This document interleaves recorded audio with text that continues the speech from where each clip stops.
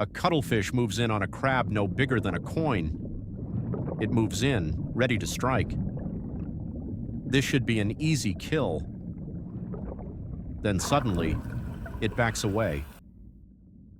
Because crabs this small don't usually make predators hesitate at all, but this one stands its ground, waving two tiny sea anemones like weapons.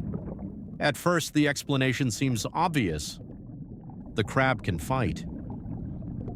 But boxer crabs don't always behave like this. When something much larger appears, something clearly too big for it,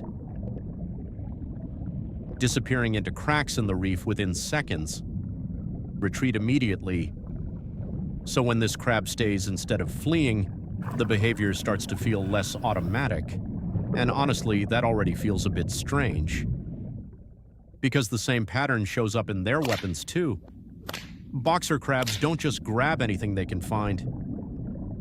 They keep using certain small sea anemones, small enough to carry but still effective as weapons, which already suggests they're being selective.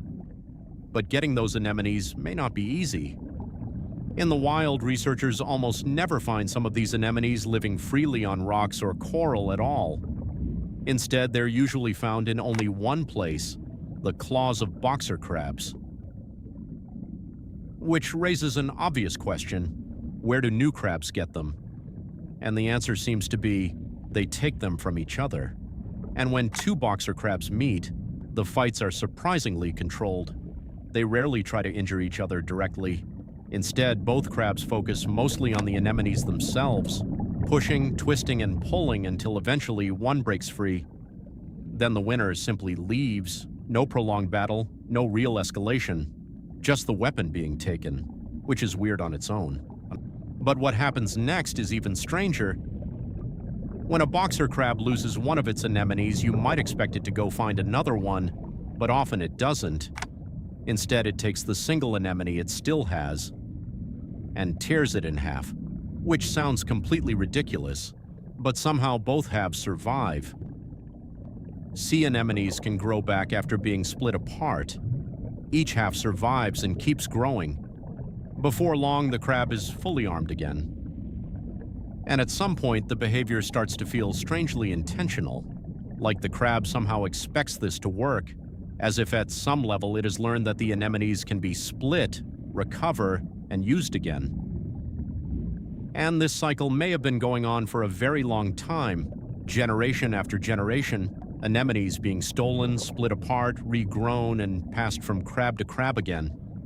Some researchers even found that many of these anemones are genetically almost identical, basically clones, probably shaped over generations of repeated splitting. And at that point, the relationship starts to feel a lot less normal, because the crabs are no longer just carrying the anemones. They seem to be shaping their entire life cycle. The anemones do benefit too. When the crab feeds, the anemones benefit as well, keeping some of the plankton they help capture. But even then, the relationship still feels different from a normal symbiosis, because this no longer looks like two animals simply living together. It starts to look more like one species managing another, and that's why some researchers have suggested that boxer crabs may have effectively domesticated them. In some studies, they've even been referred to as bonsai anemones. And honestly, that phrase feels strangely accurate, because the anemones stay small. They're repeatedly divided, passed between crabs, maintained over generations, almost like they're being carefully maintained in a tiny biological cycle.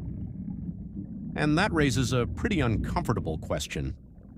How much of this is pure instinct, and how much of it is something more than we'd normally expect from a crab? Not human intelligence, but maybe not just blind reflex either.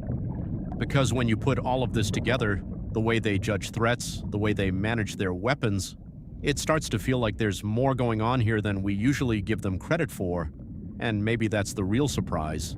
Not that the cuttlefish backed away, but that this tiny crab may be doing far more than simply following instinct.